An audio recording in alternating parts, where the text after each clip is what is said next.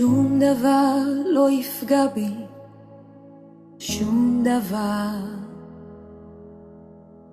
לא אישה, לא כדור מחבלים, שום דבר. כי ככה נשבעתי לאחי אחותי, להורים.